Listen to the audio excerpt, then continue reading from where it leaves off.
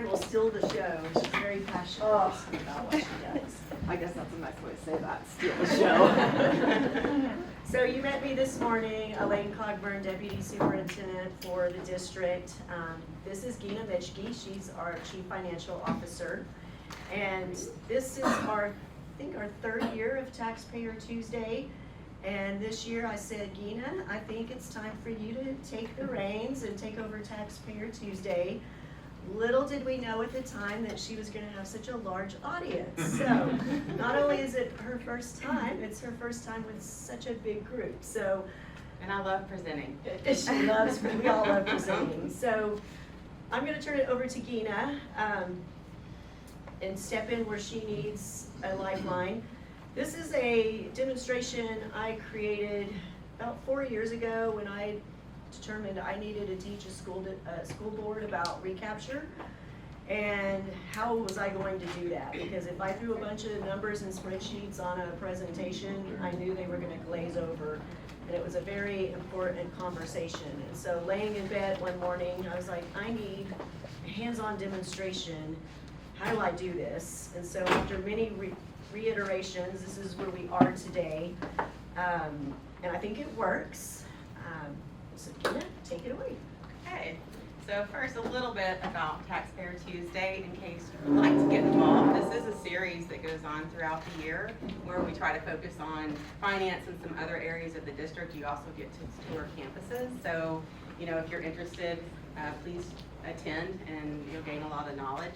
I know you're doing some of that right now. Some of this is specific to finance, and if you find yourself interested in understanding how the schools are financed, how we get our funding, and how we spend our dollars, this is the session for you. So, miss a chance. These are the dates here, in case you're interested. They should be on the website. I'm pretty sure if you go look it up, you can find the different dates. We're doing curriculum and academics at the next one on November 12th, and then recapture, specific to recapture and revenue in January, and then legislative advocacy in February, and then closing up with bond discussions in April. So the objectives today, we want to, you know, are you an expert in school finance? I don't think I'm an expert in school finance. It tends to change every 2 years, and they like to add levels of complexity to it, and so it is something you have to constantly stay up to date with, because it doesn't, what was true 10 years ago is not true as to how we fund today. Do you believe schools get more revenue when property taxes increase? A lot of people do, but we're going to find out whether or not that's true. And then can you explain recapture in 5 minutes or less? So we're hoping that you have a better understanding again of school finance and how it works in Texas specifically, and be able to explain general funding concepts to your friends and your neighbors, to be able to ask questions. There's a lot of misinformation in the community and a misunderstanding of how school districts are funded. We're trying to kind of bring some facts behind that and prove that out to you, or just to community members in general. And then understanding the correlation between higher property taxes to district revenues. So that's kind of our goals for today. And first, before we even go into that, we have to talk about some basic understanding of some terminology that we have, so that you can follow along when we start talking about the funding. So basic allotment is what the district or the state has established the school district need. It's $6,160 per student. That was set in 2019, and it hasn't changed since then. That's what we are entitled to. Every district is entitled to $6,160 per student that attends school. So it's average daily attendance, not enrollment. Then we have entitlement. Again, that is the entitlement. What we are entitled to, it's tier 1. It's called tier 1. Guaranteed revenue, again, it's the $6,160 that we get through the state. Local share is how do we generate that funding. It's either through local share or state share. So we're either locally, we're producing it by property taxes, and the property taxes that are coming in from the community members. And if we cannot produce the amount that we are entitled to, that's $6,160, then the state steps in and they give us funding. Usually, you know, we're a high wealth district, right? Your property values are higher than some others. Lower communities that have lower values in their homes are going to receive more of the state share. and we are gonna receive less because we're already producing what they say we need to educate students. So that's the state share. And then the guaranteed yield, of course, is it's the amount in tier 2. So there's a tier 1, and we're gonna get into that. Here's a tier 1 and a tier 2. Tier 1 is what everybody's entitled to. Tier 2 is like an enrichment, and it's in a guaranteed amount, and it's per weighted average daily attendance. And we'll get into that in more detail in just a few minutes. And here's some acronyms, because we love acronyms. So I may say them, and you may not know what they are. If I say one and I haven't explained it, please go ahead and ask me. But ADA means average daily attendance, and that is the average number of students that show up each day. So again, that's how we're funded in Tier 1. We're not funded by enrollment. We may have 8,000 students, but if they show up, so they're sick or they're out, they average that out, and we are funded based off the ADA, not enrollment. WADA is weighted average daily attendance. So some students are weighted higher. They might be special needs, CTE, bilingual. Those students produce a little bit more funding because of the needs that they have, and there's also an expectation we spend funds on those students. Then we have ASF, and that's the Available School Fund, and that is set by the State Board of Education. And for this year, for 24-25, it's about $400. It's a pretty insignificant amount. It's about $3 million for the district, and it's set based, again, it's the 400 times our average daily attendance. That's basically what it is. It's just a little bit of funding that the state puts in, and that's for every district. And then we have MCR. You're going to hear this a lot through this presentation. That is maximum compressed rate. And that's driven by property values, and it is certified by TEA. So we have no control over the MCR. We're told by the state what the MCR is going to be every year, and it compresses. If your property values go higher, then you'll see that MCR go lower. And then we have the local fund assignment, and it's based on current year state values. So we're projecting something out, sometimes like almost a year. We're projecting out what the state's going to say our property values are because it impacts our funding. So that's called LFA, it's local fund assignment. Okay, so the items that are highlighted there in red, they are a year out. So we're projecting students, right, enrollment. We don't know the actual number of students, which is what we're going to get funded on until the end of the year. So we're monitoring that throughout the year. But when we build our budget, we're starting with a projection. So we're estimating or guessing. Same thing with weighted average daily attendance. They're just the weighted students. How many special education students are we going to have? How many bilingual students are we going to have? And we're calculating those formulas and figuring out what revenue we're going to have. And then, as I mentioned, the state value, that's a year in advance that we are projecting what the state is going to tell us our values are. So we have 3 components of the funding that we receive as a school district. We have the state aid, we have our local collections, and then we have our federal funds. And we're going to talk a little bit about each one and get specifically what we receive as a district in Dripping Springs. So the local tax collections, as you can see right here, local collections are almost 89% of the revenue or the funding that we receive as a district. 84%, over 84% is property tax collections. And then the rest of it is like facility rentals, it might be pre-K tuition, it's things that we have a little bit more control over. It's our investment earnings. So of course, it's interest rates are going up, we're investing, we're receiving more local funds in that area. That is all part of the local revenue or the local funding that we receive as a district. Then we have the state aid. We receive about 10%. Part of that is TRS on behalf. You'll see on the bottom it's 5.5%. That is actually a flow through, so it's really not additional aid that we receive as a district, but you know, teachers pay into the teacher retirement system, right? Well, the state matches that, but we have to run it through our books, it's required, and so it comes in and it goes out. We take it in and we send it to TRS.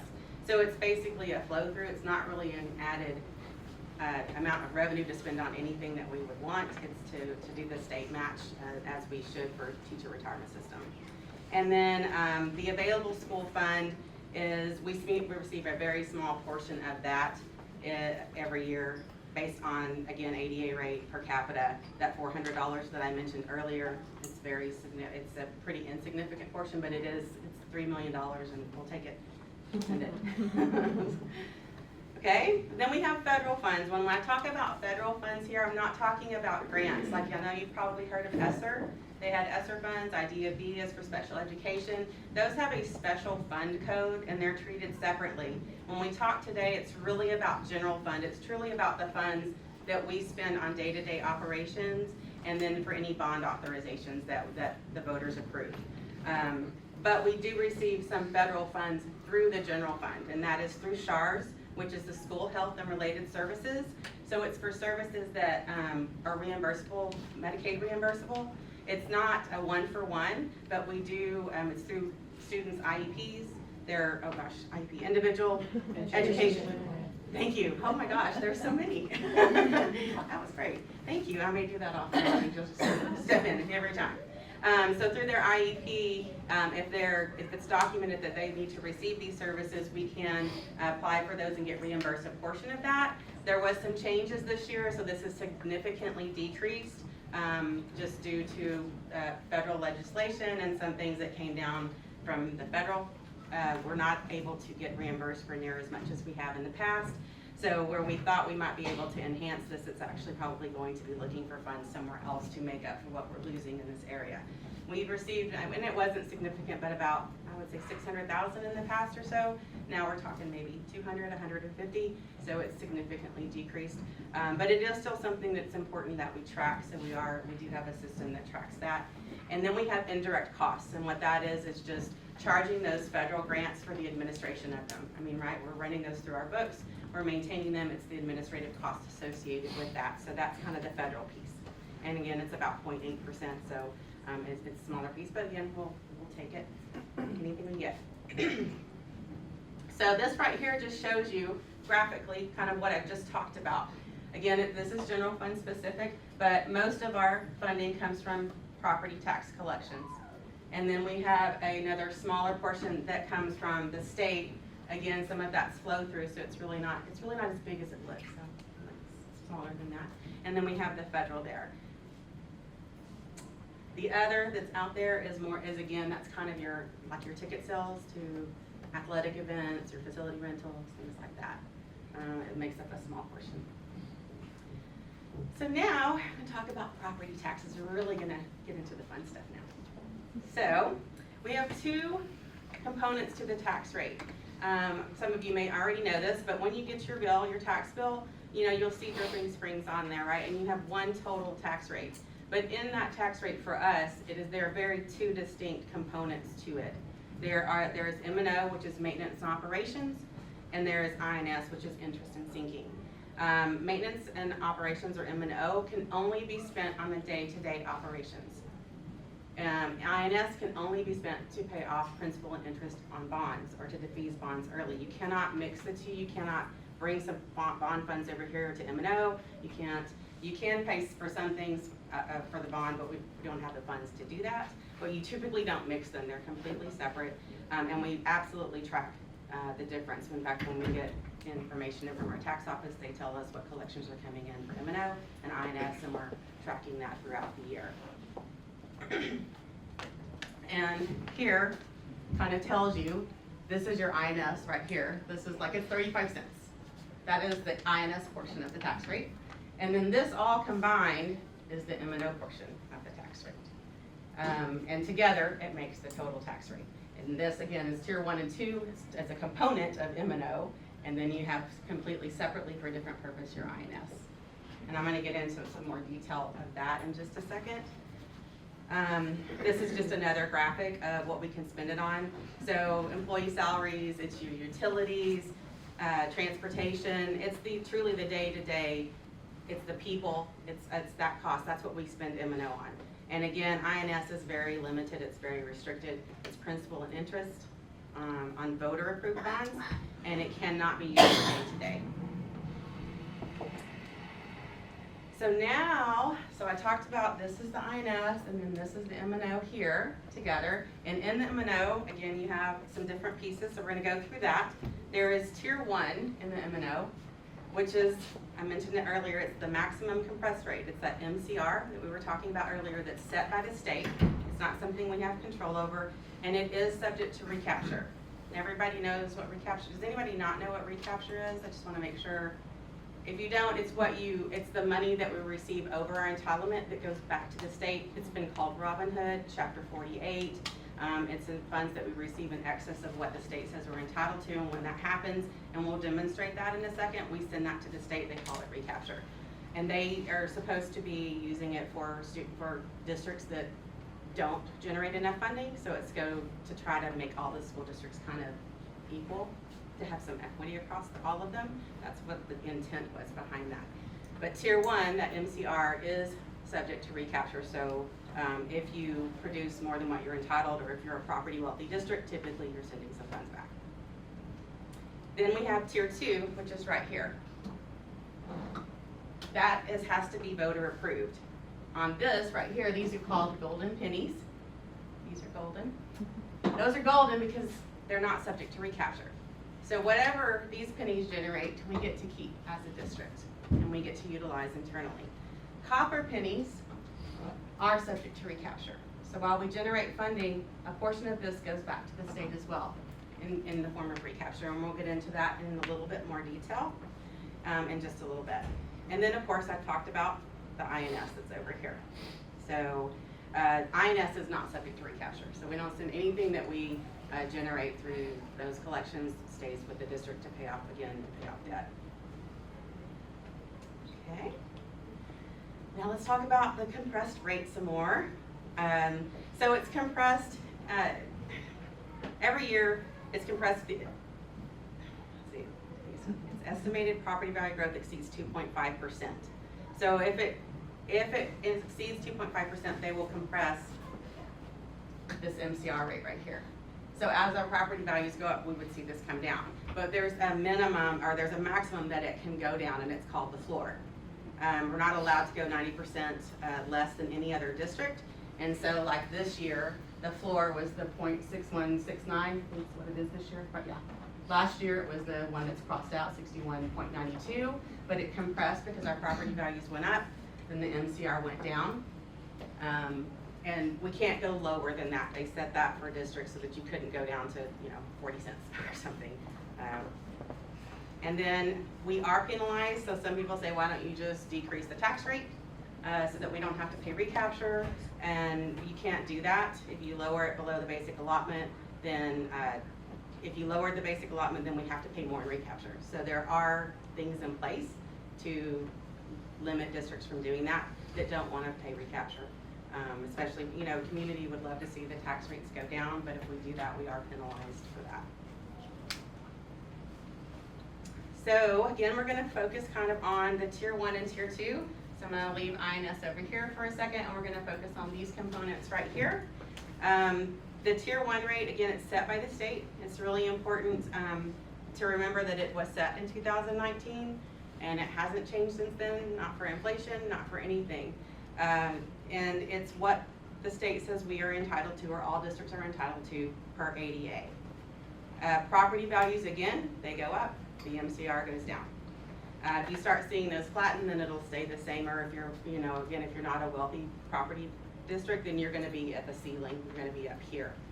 We've been at the floor for years, since this was implemented, I think, right in 2019. We've always been at the floor every year.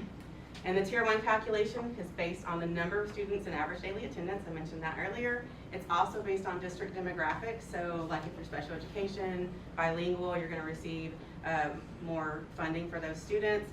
We also get some additional allotment for a fast growth district. If you're considered fast growth, the state gives you some funding for that to try to accommodate for the additional students that you're getting in. And then we also receive funding if we're opening a new facility. They call it NIFA, New Instructional Facilities Allotment. If we're opening a campus that year, we receive funding based off of the estimated number of students we think are going to house that campus the first year. Like say if it's 400, then it would be 400 students times $1,000, assuming that the appropriation is not maxed because they prorate it. If it exceeds, we have a bunch of school districts that apply for it, and they exceed the allocation that the state has set, then they will reduce that $1,000 per student by whatever amount they need to. In order not to go over their total allocation that they've set for NIFA, what they call New Instructional Facilities Allotment. Am I missing anything there? Okay, and again, that was these pennies right here. Now this, again, is your tier 2. This requires voter approval. So these were approved by the voters back in 2016, I believe, 2016. And you can go after, like for golden pennies, there's 8 that you can have, and we have 8. And then for copper pennies, whoops, that was copper, this is gold. Copper pennies, you could have 9. And we did, the voters approved the 9, but those pennies have been compressed over the years, and so we really don't have 9 anymore. We only have 5.83. And we'll talk about that in a second a little bit more. So yeah, since 2019, the district's tier 2 rate has decreased from 17 cents to 13.83 cents. Again, that's due to the compression of these copper pennies right here. The tier 2 calculation is based again on weighted average daily attendance. So the number of the types of students get more funding, and those funding rate weights vary depending on the severity or the needs of those students. We may get more for some special education and maybe not as much for CTE or for gifted and talented students. It just depends on the category. And then based on the number of pennies of tax effort. So state aid and recapture. So we're gonna kind of do a little demonstration here in just a second. We're gonna go back to tier 1 and we're gonna demonstrate how we get that revenue. Again, this is tier 1 here. I'm specifically talking about those pennies there. It's basic allotment, so 6,116 average daily attendance. And it's the weight additional revenue for special populations that we've talked about. I've talked about a couple of times. So CTE, bilingual, ESL, at risk or compensatory ed, those get additional weights, and then allotments for special programs. That makes up that Title I. That is the revenue that we get. It is set amount. And now we're going to go into the calculation, the demonstration of how we get there. I want to break this. So, this is our jar. This is tier 1, because again, we're kind of focused on this area here. And what goes in here are the students that we have. So all the students we have make up this jar, this entitlement here. And we have, you know, some bigger students and some littler students because these students give us more funding. These are your CTE or bilingual, and so they're going to give you more funding. These are just maybe just a general instruction student, so they don't have any additional needs. And then we have some babies in here somewhere. Oh, there. Here's a baby. Here's our pre-K babies, right? Pre-K only generates half-day funding. They do attend full day, but pursuant to the state, we receive half-day funding for those instead of full day. But we do receive funding for them. So this right here makes up our revenue. We put all the kids in. So if you had more kids, your jar would be larger. Right. If you had less kids, your jar would be smaller. If we had more students and it kept growing, then this jar would get big. It would just get bigger. We would get more funding for that. But I need to take some of these out because the students that don't come, we don't get funding for. So I'm going to take some out because they didn't come, they were sick, or I don't know. On vacation. In Italy, I don't know. They're somewhere fun enjoying themselves, but we don't get funding that day for those students, so I'm removing those because we're only getting the funding for the students that come. So some of the additional funding that we get, like we get transportation funding. It's okay. Sorry, I'm messing up your floor. My bad. But we do get transportation funding. It's about $1 per student. And so I'm going to put that in there. We get some funding for that. And then school safety. We got some school safety, and they increased that this year. They increased it. That's $15,000 per campus and $10 per student. And what do we have to have at every school? And how much is it? Do you think a safety specialist can be? We can hire one for like $15,000. No, but we are funding that.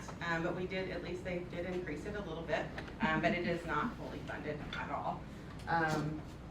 We also get some additional funding if we're fast growth. We are considered fast growth, continue to be fast growth. So I'm going to put that in there. And then we get NEFA on school years when we're opening a campus. We're not opening a campus this year, so I'm not going to put it in there. I'm going to put it to the side. Like next year, we will get some of this funding. Again, I don't know how much, because the state does a maximum allocation for NEPA, and if a bunch of school districts apply for that, then they're gonna prorate that amount. So it could end up being like 1 year, I know in one district I was at, it was, you're supposed to get 1,000, we ended up getting $250 a student because it got prorated because so many school districts applied for it. So it can significantly change how much you get in a little way. Okay, so, did I put everything there? I think Everything's in there. everything's in there. So this is again our in tier 1 entitlement, just our base. So I'm gonna go kind of through a scenario and talk about how we fill this up. We get, like I said, the ASF, that $400 per ADA. We get, this is ASF, this is pretend ASF. So I'm gonna put a little bit of that. I'm not gonna put much because we really don't get that much. What was it? Maybe. That might be generous now. Okay, what do you think? So, that is the ASF funding that we received, or that our district received, because again, this is the first scenario that we're gonna kind of go through. And then we go to our local property taxes. So whatever the district generates, like let's say this district generates, and they're entitled to fill this jar, so that we have to remember that, right? So say this is how much they've reduced in property taxes. Well, let's put a little bit more. But they don't fill the jar. Their property taxes don't get them to that entitlement that we talked about. That's $6,160 for ADA. It doesn't get us there. That's when the state steps in and says, okay, then I'll help you out and I'll give you some money. And so they fill up the rest of the jar to the 6160 and no more. So the only way, again, to make this jar bigger is how? Oh my God. Either you've seen this a million times or I'm just super impressed. Got that, that's great. So again, I did the ASF, that was the red at the bottom. You can see down here, that little bit of funding that every district gets. And then we did, the green is the property tax collections, and then the remaining was the state aid. So that's like a scenario 1. That's, it may, I don't even know how many districts fall into that anymore. I know last year, most districts weren't getting a lot of state aid because a lot of them were paying recapture. If you looked at the number of districts that were paying recapture increased significantly, and so they wouldn't have been getting any state aid. Ideally, you want that to be half and half, half blue, half green. Yes, and definitely not from most districts. So that's scenario 1, okay? Now, we're gonna go to scenario 2. And I'm not gonna get my kids back out, but we're gonna pretend the same kids are in there, because that'll take me a hot minute if I try to do that. And this is where the total tax collections, so let's see this. We're gonna put the ASF because everybody gets that, so I'm putting it back in. And then, let's say, tax collections perfectly get us to the top of that jar. Huh? I don't think you're gonna have enough sand. I have more sand. Okay. I brought all the sand. Yeah. That's a lot of sand. We will use this again, don't worry. I mean, Sand is a we hot don't commodity. just get this away. Mm-mm. No, we don't. I was wondering how you separate it back. Oh, it's the best we can. There is no more sand. Yeah, Yeah, just- we try. Here. Can you open that while we talk to this? So this is full. This is the perfect scenario. Let's just, or not perfect, but let's say the tax collections perfectly meet that Title I, that Tier 1 entitlement. Which never Then, happens. which, yeah, I mean, I don't know of any district this happens to, but it means it was perfect that their tax collections met what they needed in Title I, and they didn't get any state aid, and it's just sitting right there. It's perfect. Again, that, I don't know if that has ever happened. I've never seen that before. But, you know, might be a district out there. So again, that's if you had just local tax collections and the ASF. Has that ever happened throughout the state? I don't know that that's ever happened. That would be I don't know. very, very Yeah. rare. It really would. So now we're gonna talk about Dripping Springs ISD, what happens here. So again, we truly get the ASF at the bottom. We definitely get the tax collections, but ours does this, okay? So, what do you think this is? Correct. So anything that's over that, Sweep it up and send Sure. it to the state. I do. It goes in here and it goes back to the state. So maybe we should just send a state. Yeah. I I wonder. We should. So yes, we pick that up and we send it back to them. So that kind of gives you an idea, or at least a visual, of how recapture works. And that is where Dripping Springs is and has been for several years. I think since at least 2016, and I Yeah, think that's even when we before went that. That's why we did the TRE. So that is, again, it overflows, and you don't just get to keep it. So property tax collections, you can say, like in the tier 1, doesn't have anything to do with the funding. It is a formula based off of average daily attendance and the types of students that you have and the demographics of your district. It has nothing to do with, tax calculations don't really come into that. So. that's- So if you lowered the property tax rate, so that way there's not a lot of recapture, that would just come out of y'all's own pocket? They would penalize us. The Okay. state has something in place where we can't do that. Okay. They would, if you lowered the basic allotment, they would lower the basic allotment and we would pay more recapture. So they make sure, they want districts to send recapture because, again, the intent was to assist lower property value districts or areas that don't produce those collections. It was a way to even things out. And so they have mechanisms in place where we can't just choose to lower this, because that's what we would do. The intent was good, because there's some districts that don't have property tax that supports the district. But can you talk a little bit about how the intention and then how those funds are actually appropriated now? Well, like I said a minute ago, in the last, and 22 specifically, they have a hot map, and I didn't bring it, but it showed all the districts that pay recapture, and it was extremely significant. I mean, it was like almost the whole state. So you have almost all school districts sending in recapture. So really, it just went into the coffers at the state, and because it goes into their big funding, bucket, and then they allocate for maybe health or transportation or other things. It wasn't going back to school districts necessarily. Now, when they did lower the homes or increase the homestead exemption this last year, increased it from 40,000 to 100,000. How it impacted us was we send back less in recapture. So we were sending, say, 24 million the year before, and then this last year it's closer to 9 or 10 million. So it cut that back, so we're not sending as much. But still, it is funds that go into their coffers to use however they need to. And when so many districts are paying, they don't need to give it to other districts. There's too many people paying it, so it does have a negative impact on school districts. Yeah, real quick, on the 6160, is that based on 98% ADA or? For our district, for our ADA is closer, it's not been that high. The 6160 is if your kid is there 100%. Yeah. So it's based on 100%? Oh, yes, 100%. So if they don't come, you get a lesser amount than 6160. Right, and our average daily attendance this last year was more like 94.5%.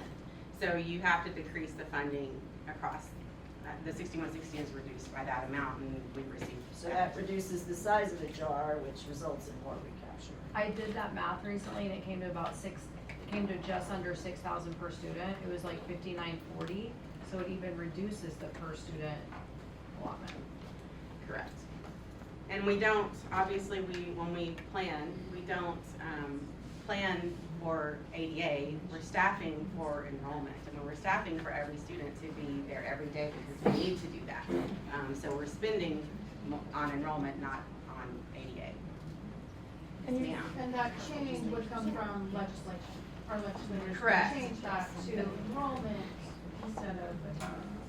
Correct, that is something that's been brought up before. I don't know that they could even afford it.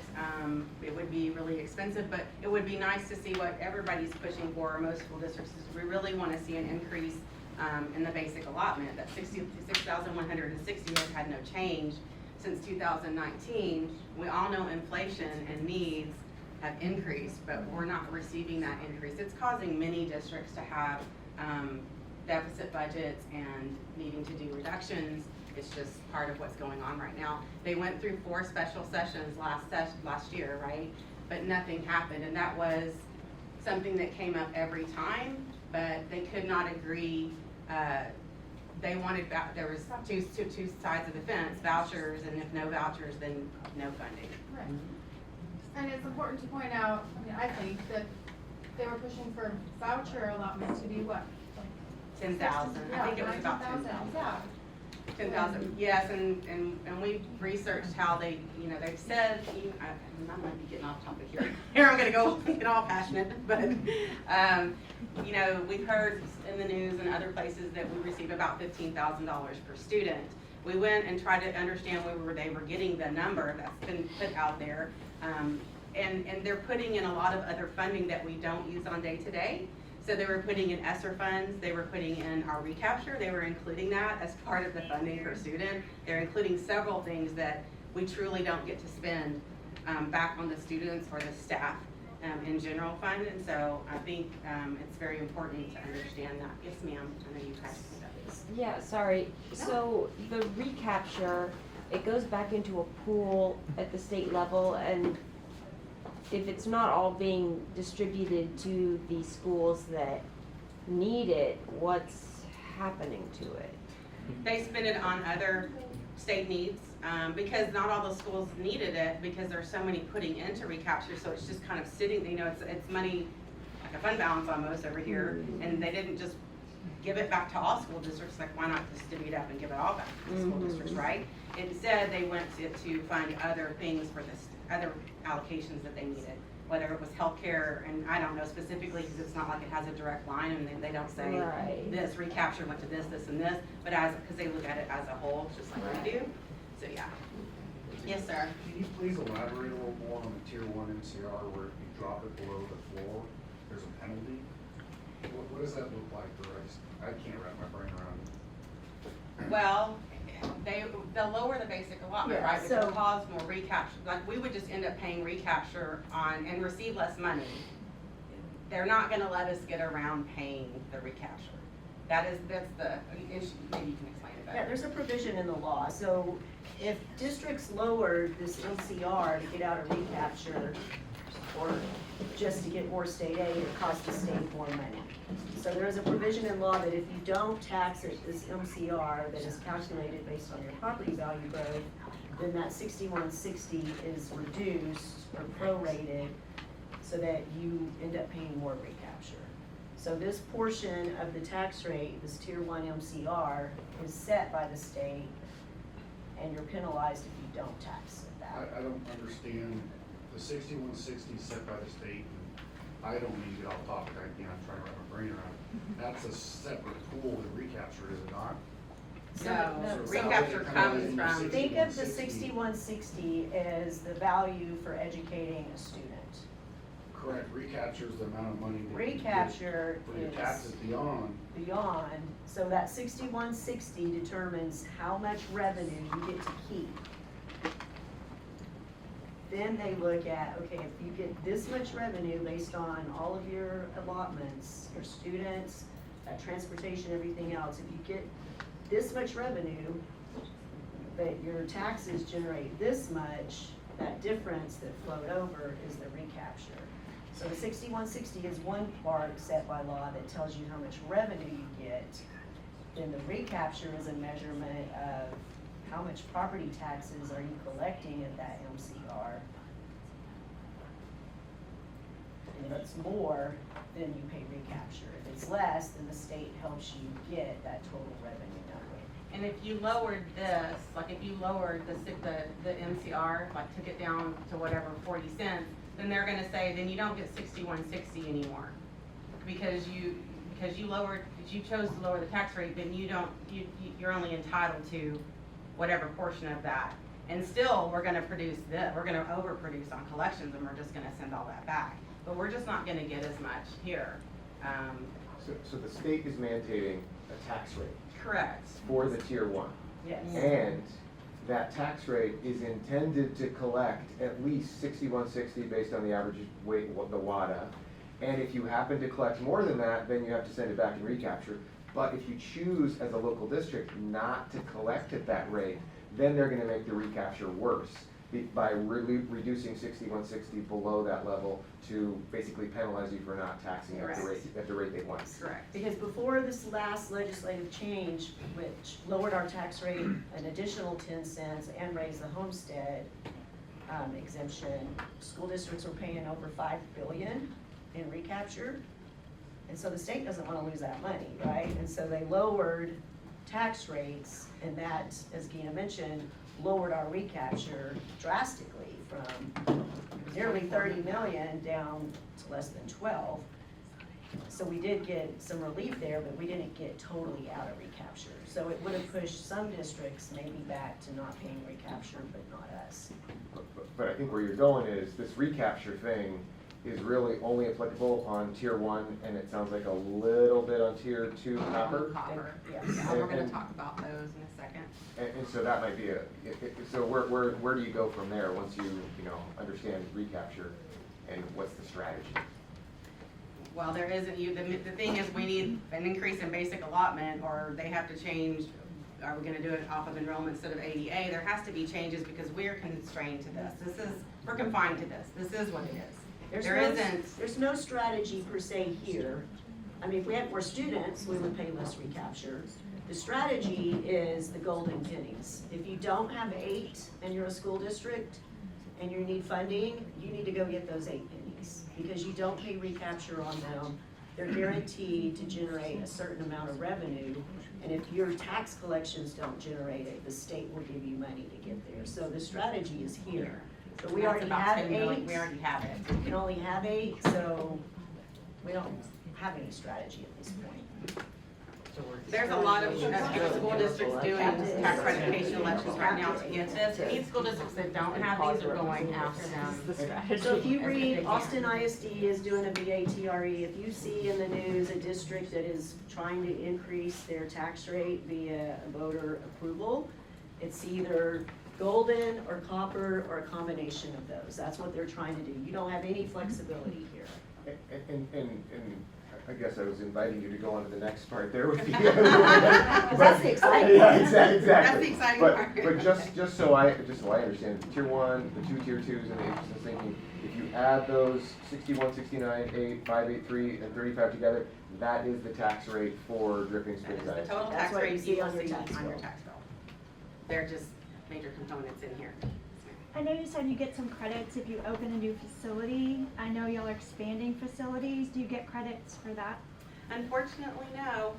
Yeah, the Sycamore Springs expansion we will not receive additional funding for that. Okay, so we will move on to this. We'll move on to tier 2. So here's the tier 2 enrichment. We've talked about that some already, right? That's the golden pennies.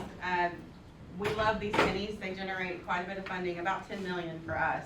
So it really assists with our budget and meeting the needs. And it's not subject to recapture, as we've said. So whatever it takes to fill this is what we're gonna get. We don't give anything back. It's whatever it generates based off of the ADA.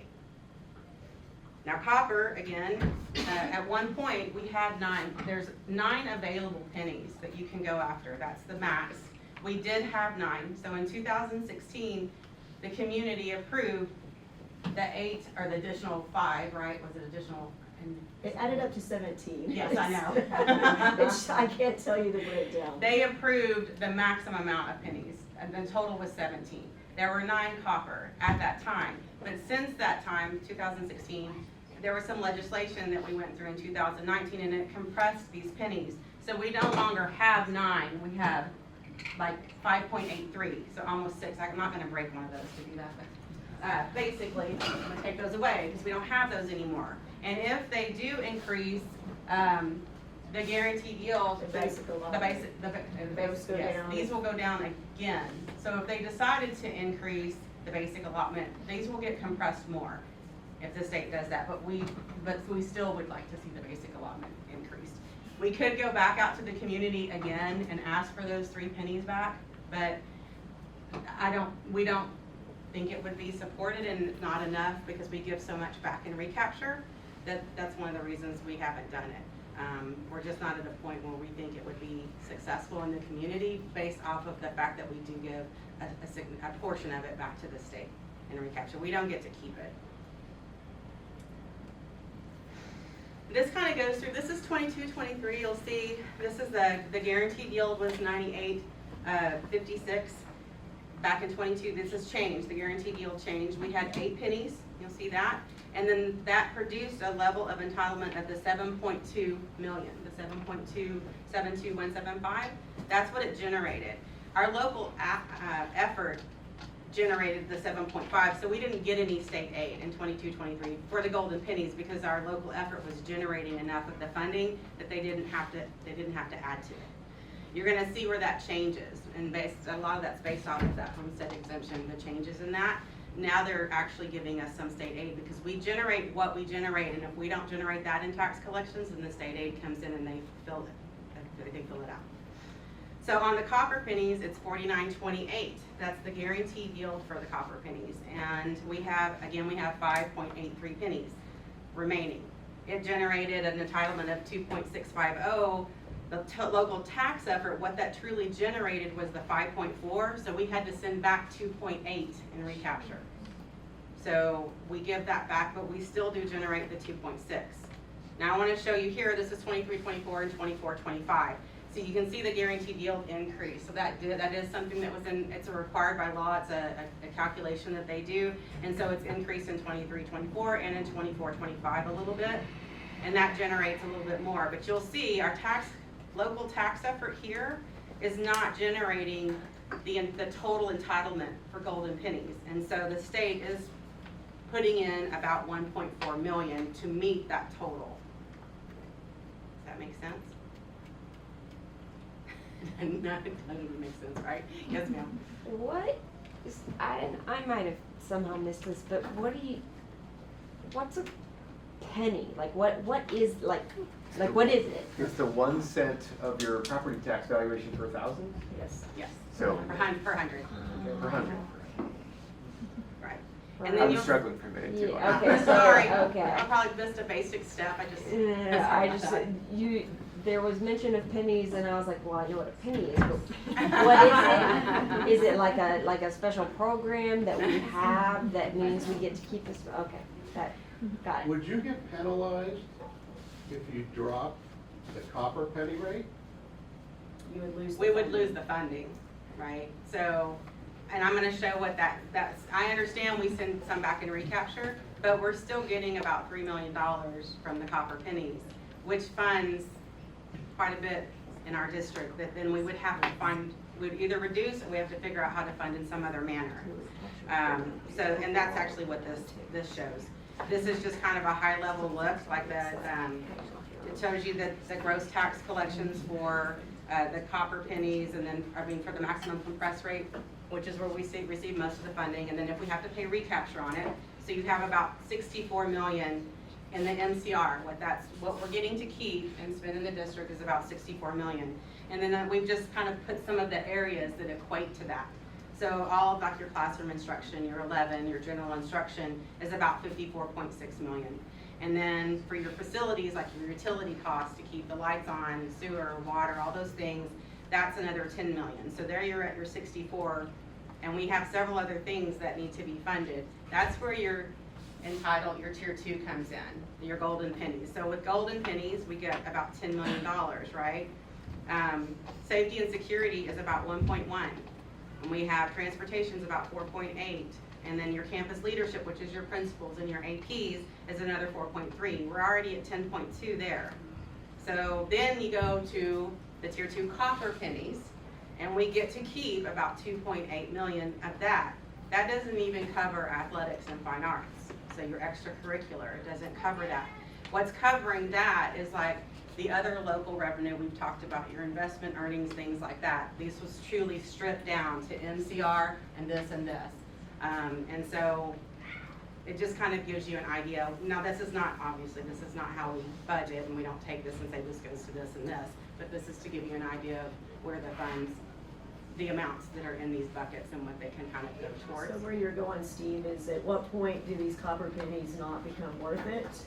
Right now, we can't afford to cut 2.8 million out of our budget, and so we keep them. If they continue to compress with an increase in the basic allotment, somewhere in the future, they may not be worth keeping. And so when I work with the board, when we talk about tax rate reduction, those are the first ones to go. You don't just say, well, I'm gonna take 1 golden and 3 copper. It's copper, then golden, and then MCR.